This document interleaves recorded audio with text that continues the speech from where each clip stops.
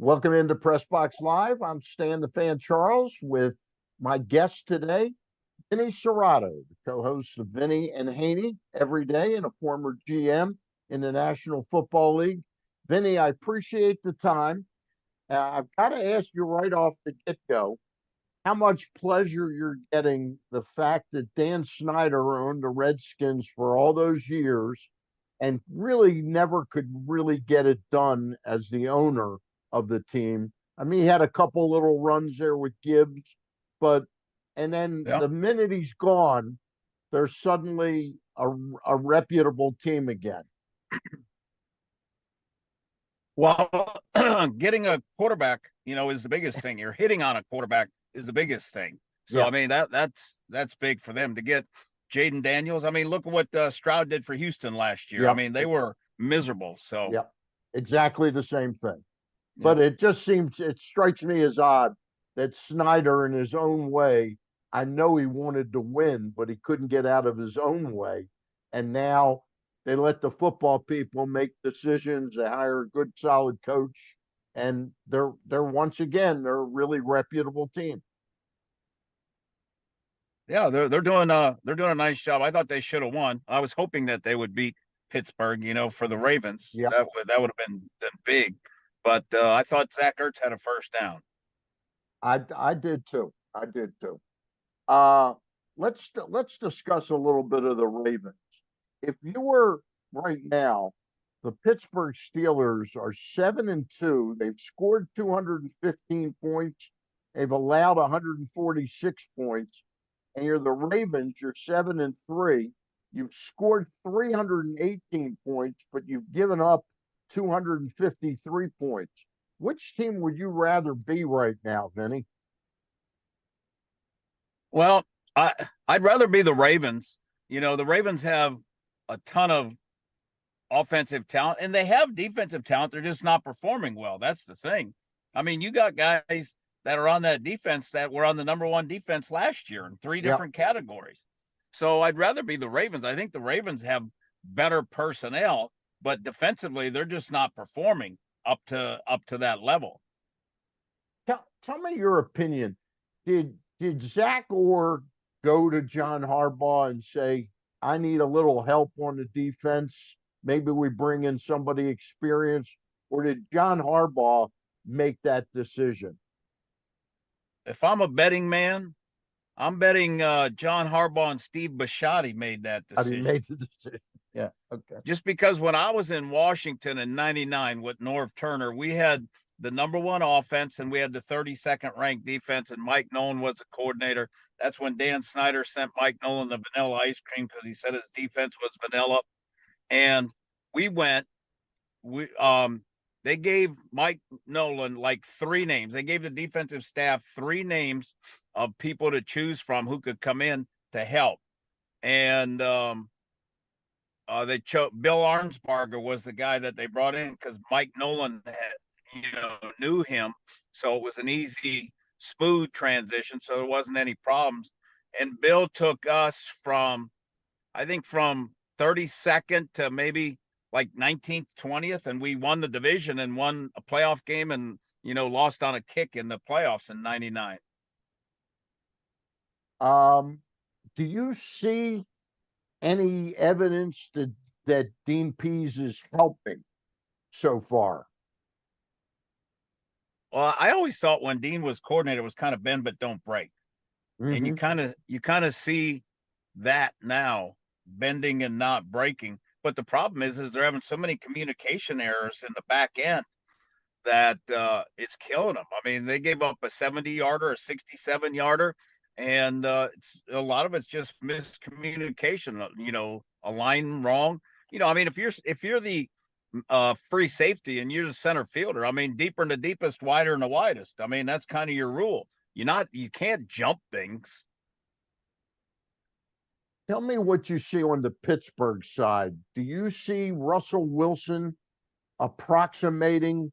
I know he's not the quarterback he was 5, 6 years ago, but do you see him playing at a much higher level than last year, the last 2 years? Oh, I think number one, he's probably much more comfortable because the coaches wanted him, whereas Yep. before Sean Payton didn't want him. So I mean, you don't feel wanted. And I think he feels good that way. And Arthur Smith is a perfect coordinator for him. Take advantage of his skills. And he's gonna throw it. He threw it deep 8 times last Sunday. And he throws those moon balls down the field, and he's got 2 big receivers. And he still holds the ball a little bit. So they got some pressure on him. They got pretty good pressure on him. Washington did. And I think the Ravens are going to be able to get pressure with Matabika and Travis Jones on the inside, because Pittsburgh's got the center and the right guard are both rookies. So they've got some inexperience in the offensive line, and they're not the best knock you off the ball run blockers either. Tell me a little bit about what you see on the Ravens side of the ball. Well, wait a minute. First, I want to talk about, tell me a little bit about Pittsburgh's defense. What do they do so well? I know they get to the quarterback quite well, but tell me what else they do well, Vinny. Yeah, really, they've only got 22 sacks where the Ravens have 31. I mean, JJ Watt's a beast, and you gotta prepare for him. And then Highsmith on the other side is a good pass rusher, but he's going to be out. He's in a boot. And Joey Porter, he had three penalties in the first half. So he was kind of a liability to them, but he's a good cover guy. And then the other corner on the other side, he got hurt. I don't know if he's going to be back, so that'll kind of hurt them a little bit. And Deshaun Elliott's, how about their 2 leading tacklers are 2 former Ravens, Deshaun Elliott and Patrick Queen. So yep. I think the secondary, I think there's possibilities to get make some plays in the secondary. Patrick Queen's the one linebacker. I thought he had his best game against Washington. I thought he played well, moved around well, and I'm guessing that he's going to play well because he's playing against the Ravens.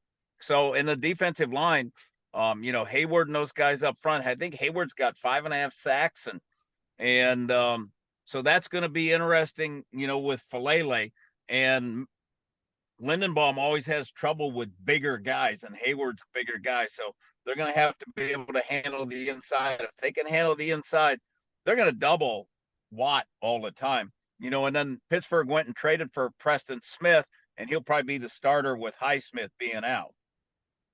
Tell me about what the Ravens did at the deadline. Were you surprised they didn't do more than Deontay Johnson and the cornerback from the Rams? Yeah, Tre'Davious White. Yeah. I was a little bit, but the thing about it is it takes 2 to tango. I mean, Eric was trying. Yeah. He was on the phone all day trying to make a deal, I'm guessing whether it was to get a defensive lineman, a pass rusher, something like that. Because that's been their history. When they needed somebody, they went and got him. So with Deontay Johnson, I don't know that he's going to help a lot, just because the way Tylan Wallace played. I mean, what's Deontay Johnson now? Their 5th receiver, and I don't know that he does much on teams, because you want Tylan Wallace returning punts. So I'm not sure what you'll see there. Tre'Davious White, when I watched him on film, and I watched game 2 and 3 this year when he was with the Rams, he's got real good quickness. He doesn't have the deep speed, catch-up speed anymore. He's had an Achilles, and I think he's had a knee done. So I'm not sure about the speed, but he's really smart and plays the ball extremely well. The thing that I liked about him in press coverage, he gets his hands on people and plays physical at the point. And that's the thing that the Ravens don't really do. Brandon Stevens doesn't do that. He pretty much gives them free release most of the time. Let me ask you one other thing about this Sunday's game. The odds makers have the Ravens as a 3-point favorite, even though the game's in Pittsburgh. Do you see it that way, Vinny? I can see it being a higher scoring game, just because I don't, if Kyle Hamilton doesn't play, that'll make it real interesting. That may equal things out a little bit more. But I can see the Ravens winning, especially if Pittsburgh has trouble stopping the run. If they have trouble stopping the run, then the play action pass and all those things are going to come into play for the Ravens. And nobody's really stopped the Ravens for 4 quarters. I mean, you may stop Henry for 2 quarters, but then Lamar's killing you, in the first half. Then in the second half, Henry is killing you. So I'm not sure about their depth in the D line. If they can hold up for 4 quarters, chasing Lamar around and doing all those things and trying to tackle Henry. I think Todd Monk will have a good game plan for him. To me, it's all about the defense, and it's going to be a lot of it's going to be on Travis Jones and Matabike getting that inside pressure against those inexperienced linemen up front for them, because he's a little dude. He's 5'10", Russell Wilson. So pressure up the middle causes him problems because he can't see. And then, he's not the fastest guy in the world anymore, and he can move a little bit in the pocket. But then, they can collapse that pocket. Washington got after him pretty good, but he's going to, if Stevens is out there, they're going to throw the deep ball over there probably a few times because everybody's burned him on it because he can't find a football. Let me do this. Let me pay our one bill here with the Costas in, and I'll come back and I want to scan a little bit of the league before we let you go, okay? Okay, yep. We're talking to Vinny Cerrato. Gary Stein is under the weather today. You're listening to Inside Press Box. You're watching Inside Press Box. Let me tell you a little bit about the Costas Inn. Vinny does on the radio, and Vinny and Haney every day does Box Hill pizza, the crab cakes there. Well, I got to tell you, I've been doing the crab cake ads for the Costas Inn for 20-some years. Love them, taking nothing away from any place else. But the Costas Inn has fantastic crab cakes, crab soup, and incredible steamed crabs. They also have nightly specials, Monday through Friday, that'll knock your socks off.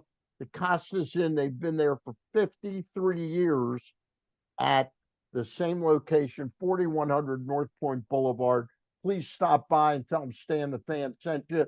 Again, website, costasin.com. You can order on the web, pay for it on the web, and pick it up. You don't even have to get out of your car. That's the Costas Inn, a great place, a Baltimore landmark. We're talking to Vinny Cerrato. Vinny, if I were asking you right now, why are 2 coaches in the NFC East? Why do they still have their jobs? Mike McCarthy and Brian Dable. Well, those are 2 organizations. I don't know that Jerry Jones has ever fired anybody mid-season. Yeah. He kept Garrett around forever. So, and really bringing in an interim, what's it really do for you? It doesn't do much. And the Giants are an extremely conservative organization. So I don't see either one of those 2's reacting. You got to have, the owners like Carolina and Cleveland, the guys that have short tempers. Do you think Dallas made a big mistake bringing Mike back this year? Didn't it seem at the end of last year that the whole thing was going kind of south? Yes, totally. And with your coach, you're either going to keep him or you're not going to keep him. Because if you don't extend him and he's on the last year of his deal, all the coaches know they're going to be out of there.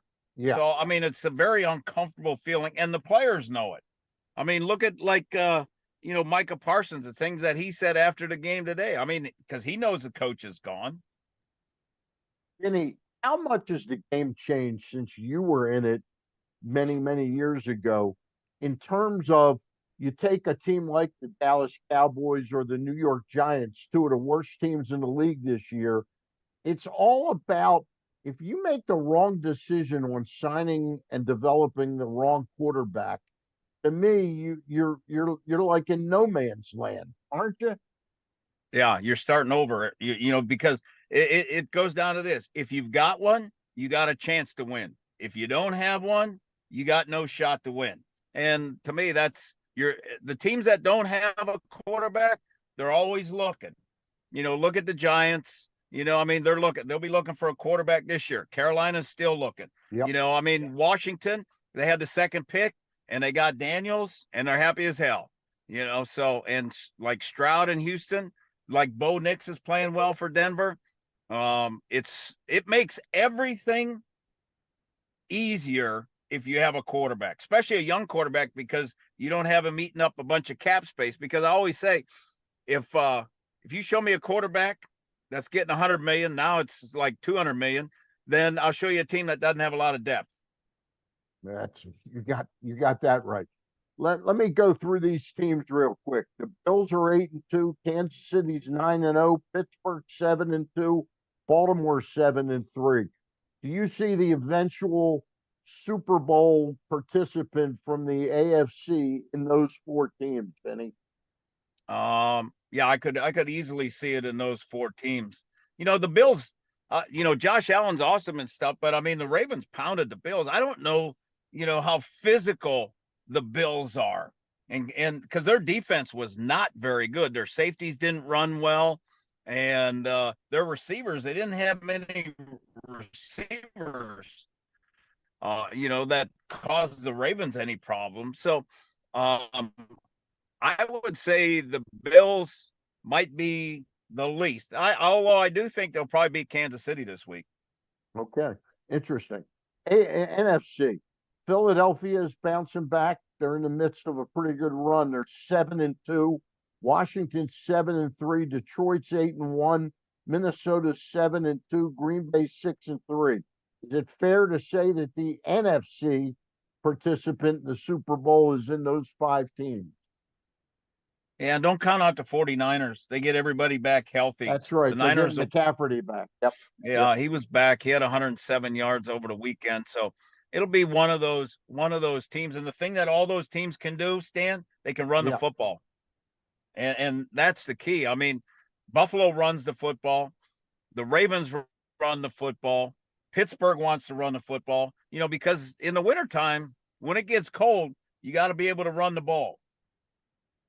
Let me ask you about one team. The guy that impresses me so much is as a coach is what Dan Campbell has done in Detroit. How impressed are you with him and what Jared Goff has done there?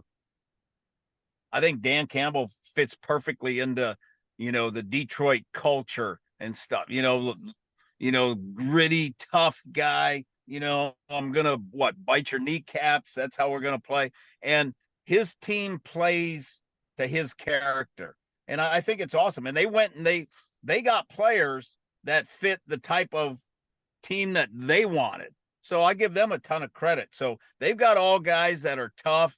They went and they wanted to win in the trenches. They got offensive linemen, they got defensive linemen, they got Penny Sewell early, they got Hutchinson, and then they started getting the skill guys. And golf's been spectacular. Last week he had 5 interceptions and 3 of them were tipped balls or bounced off of people and stuff. So I think golf's been perfect for them because they don't ask him to win it because they've got so many weapons. They just ask him to be the point guard.